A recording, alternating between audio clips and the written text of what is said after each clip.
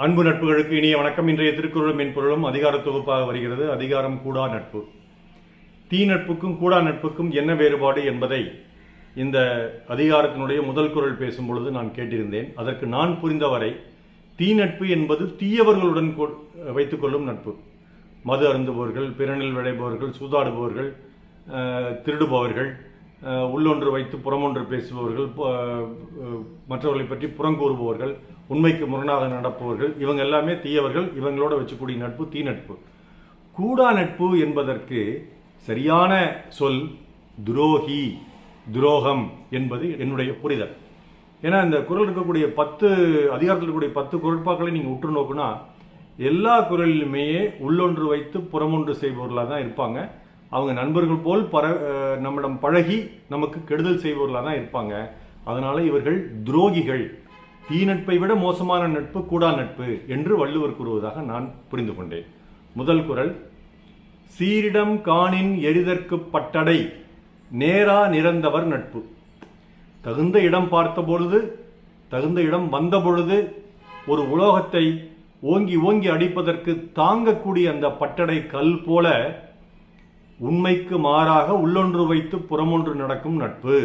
இனம் போன்று இனம் அல்லார் கேண்மை மகளிர் மனம் போல வேறுபடும்.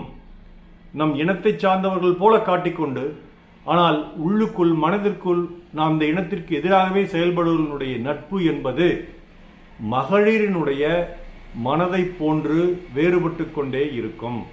அடுத்த குறள், பல நல்ல கற்று கிடைத்தும் மன நல்லர் ஆகுதல் மாணார்க்கு அரிது. பல நல்ல விஷயங்களை, நூல்களை, பட்டறிவுகளை, படிப்பறிவுகளை கற்றும் அதில் கிடைத்து எரியும் கூட மனதால் நல்லவர்களாக மாறுவது துரோகிகளுக்கு, கூடா நட்பு கொண்டவர்களுக்கு மிகவும் கடினம். அடுத்த குறள், முகத்தின் இனிது நகா அகத்தின்னா வஞ்சரை வஞ்சப்படும். முகத்தில் இனிமையை காட்டிக்கொண்டு மனதில் நமக்கு கெடுதலை செய்ய நினைக்கக்கூடும் அந்த வஞ்சகனுடைய நட்பை நாம் கண்டு அஞ்ச வேண்டும், ஒதுங்கிவிட வேண்டும். மனத்தின் அமையாதவரை எனைத்தொன்றும் சொல்லினால் தேற்றல் பாற்று அன்று. மனதில் ஒருவருக்கொருவர் புரிந்து கொண்டு நட்பு கொள்ளாத ஒருவரிடம் சென்று வார்த்தையால் எவ்வளவு சொல்லியும் அவருடைய நட்பை நாம் தேற்றி துரோகத்திலிருந்து மாற்றி அவரை கொண்டு வர இயலாது. நட்டார்போல் நல்லவை சொல்லினும் ஒட்டார் சொல் ஒல்லை உணரப்படும். மிகுந்த நெருங்கிய நண்பர்கள் போல நல்ல சொற்களை வாயால் சொல்லிக் கொண்டிருந்தாலும் அவர் நம்மிடம் மனதால் ஒட்டவில்லை என்பதை அவருடைய செயல் விரைவில் உணர்த்திவிடும். சொல்வணக்கம் ஒல்லார்கன் கொல்லற்க வில்வணக்கம் தீங்கு குறித்தமையான். வில் எப்படி வளைந்து அம்பை விற்று மற்றவர்களை கொல்லும் செயலை புரிகிறதோ வளையும் பொழுது, அந்த மாதிரி பணிந்து சொல்லால் வணக்கம் சொல்லும், கால்களில் விழுந்து கிடக்கும் நண்பர்களை, நண்பர்கள் போல் நடிக்கும் துரோகிகளை நம்பிவிடாது. ஏனால் அவர்கள் தீங்கு தருவார்கள். தொழுத கை உள்ளும் படை ஒடுங்கும் ஒன்னார் அழுத கண்ணீரும் அனைத்து. கும்பிட்ட கைகளுக்கும் உள்ளும் கொடுவால் மறைந்திருக்கும், கொலை புரியும் ஆயுதம் மறைந்திருக்கும். அதுபோல்தான் துரோகிகள் நமக்காக வடிக்கக்கூடிய கண்ணீரும், போலி கண்ணீரும், அதையும் நம்பக்கூடாது. அதுவும் நம்மை கொல்வதற்காகத்தான். மிகச் செய்து தம் எள்ளுவாரை நகச் செய்து நட்பினுள் சாலற்பாற்று. நம்மிடம் மிகையாக நடித்து நம்மை ஏமாற்றிக் கொண்டிருப்பவர்களை, மனதில் நம்மை பற்றி கேவலமாக எண்ணிக்கொண்டிருப்பவரை நகைத்துக்கொண்டே அவருடைய நட்பை சாகடித்து விட வேண்டும். பகையும் நட்பாம் காலம் வருங்கால் முக நட்டு அகநட்பு ஒருகி விடல்.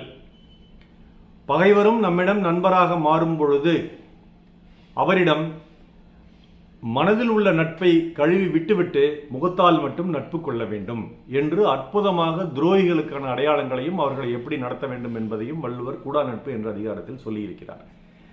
என்னுடைய கூடும் நட்பு, நெருங்கிய நட்பு, கெழுதகை நட்பு, ஒருவர் இதற்கு பின்னூட்டம் அளித்திருக்கிறார். அதை கேட்டு மகிழுங்கள். கூடா நட்பை பற்றி செல்லுரங்கம் உன் கூட படித்த சேர்லாதன் உன்னுடைய விளக்க உரையை கேட்டதுக்கப்புறம் ஒரு சின்ன பின்னூட்டம் நான் சொல்கிறேன். இதில் கூடா நட்பின் முதல் வகை அந்த பட்டடைக்கல் அப்படின்னு சொன்னது வந்து ரொம்ப நல்லா இருந்தது. அடிதான் வாங்க போகுது அப்படிங்கிறது அதுக்கு தெரியாது. ஆனால் தாங்கி பிடிப்போம் அப்படின்னு நினச்சி ஏமாந்து போகிறாங்க பார்த்தியா, அந்த மாதிரி இந்த நட்பு வந்து பட்டடைக்கல் போடுறது அப்படிங்கிறது ரொம்ப நல்லா இருந்தது. ஆழம் எது ஐயா அப்படின்னு ஒரு அடுத்ததில் ஒரு பாட்டு பாடினது, கூகுள், சாட் ஜிபிடி எதை பார்த்தாலுமே கண்டுபிடிக்க முடியாது பெண்ணின் மனது எவ்வளோ ஆழம் அப்படிங்கிறது.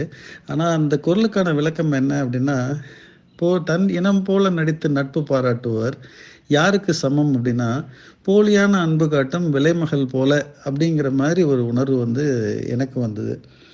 அப்புறம் அந்த மாட்சிமை பண்பே நட்பு பாதைக்கு நல்லது. நண்பனை நம்ம தேர்வு செய்ததுக்கு அப்புறம் மாட்சிமையற்ற ஒருவனை மாட்சிமை புரிந்த ஒருவனாக மாற்றுவது ரொம்ப கஷ்டம் அப்படிங்கிறத நான் புரிஞ்சுக்கிட்டேன். அந்த 824 குரல்ல என்டிஆரோட மந்தகாச புன்னகையில் நீயும் மயங்கிட்ட அப்படின்னு நினைக்கிறேன். கிட்டத்தட்ட அந்த குரலுக்கான விளக்கம் சொன்ன ஆரம்பிச்சது 35வது செகண்ட்லேருந்து ஒரு 33 செகண்டுக்கு வந்து குரலோட எண் வந்து 823ஆவே இது. அப்புறம் மறுபடியும் டக்குன்னு 824 மாறிச்சு. அப்போது அந்த என்டிஆரோட மந்தகாச புன்னகையில் நீயும் மயங்கிட்ட அப்படிங்கிறது எனக்கு புரிஞ்சுது. செஞ்சோற்று கடன் தீர்க்க சேராத இடம் தேடி அந்த பாட்டு வந்து சரியான பாட்டு. கண்ணதாசன் வந்து கண்ணனையே வஞ்சகர் அப்படின்னு சொன்னதும் எனக்கு ரொம்ப பிடிச்சிருந்தது. இதயத்தின் மொழி அது புரிஞ்சிருச்சுன்னா வேற எதுவுமே தேவையில்லைல்ல. அது வந்து ரொம்ப அழகாக வந்து பிசிராந்தையார் காலத்திலிருந்து இப்போ இருக்கிற கணவன் மனைவி புரிதல் வரைக்கும் உள்ளத்தால் ஒன்று கலவாத நட்பால் ஒன்றும் பிரயோஜனம் இல்லை. அப்படிப்பட்ட நட்பை வந்து நம்ம நம்பக்கூடாது அப்படிங்கிறதும் நான் வந்து புரிஞ்சுக்கிட்டேன். அப்புறம் இந்த ஒட்டார் சொல் எனக்கு ரொம்ப சிரிப்பு வந்தது. வாயால் வடை சுடுவது இது கேட்டோன்னே எனக்கு என்ன ஞாபகம் வந்ததுன்னா, ஓட்டு கேட்க வருவாங்கள்ல, அது எல்லாமே அந்த வகையான இது. அவருடைய சுயரூபம் நமக்கு விரைவில் தெரிஞ்சிடும். அப்புறம் அந்த வில் வளைய வளைய வளைய வளைய அம்பு வேகமாக போகும். அதனால் வில்லை பார்த்து நம்ம வந்து அதை தலை வணங்குதுன்னு நினைக்கக்கூடாது அப்படின்னு சொன்ன உதாரணம் அருமை. கும்பிடும் கைக்குள் ஆயுதம் இருக்கும் அப்படிங்கிறது அந்த 828வது குரலில் புரிஞ்சுக்கிட்டேன். கூட இருந்து குழிபறிப்பார் அப்படிங்கிறதுக்கு அருமையான விளக்கம்.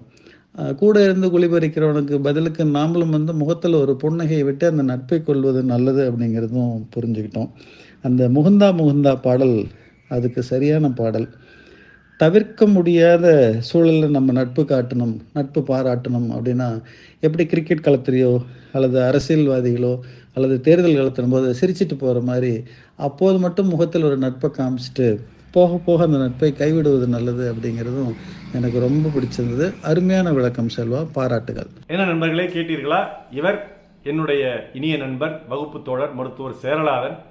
1981ஆம் ஆண்டு முதல் இதுவரை கிட்டத்தட்ட 45 ஆண்டுகளாக சுமாராக நாங்கள் கெழுதகை நண்பர்களாக இருக்கிறோம். கண்டவுடன் யாரையும் ஈர்க்கும் முகமும் செயலும் கொண்டவன் என்னுடைய இனிய நண்பன் சேரலாதன். அவன் மனைவி பாவை எனக்கு தங்கை போல, இவன் எனக்கு மச்சான் போல, அவர்கள் குழந்தை சிந்து எனக்கு மருமகள் போல. இந்த குடும்பம் ஒரு மிக அழகான குடும்பம்.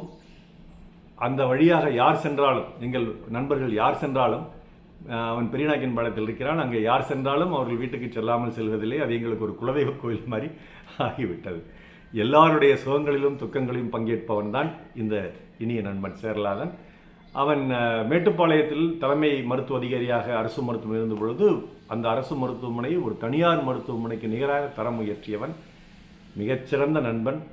அவனுடைய பின்னூட்டத்திற்கு என்னுடைய நெஞ்சார்ந்த நன்றி. இதுபோல் பல நண்பர்களும் பின்னூட்டம் தொடர்ந்து அனுப்பி கொண்டே இருக்கிறீர்கள். அவர்களுக்கும் என்னுடைய நெஞ்சார்ந்த நன்றி. நாள் சிறக்க நற்றமை வாழ்த்துக்கள்.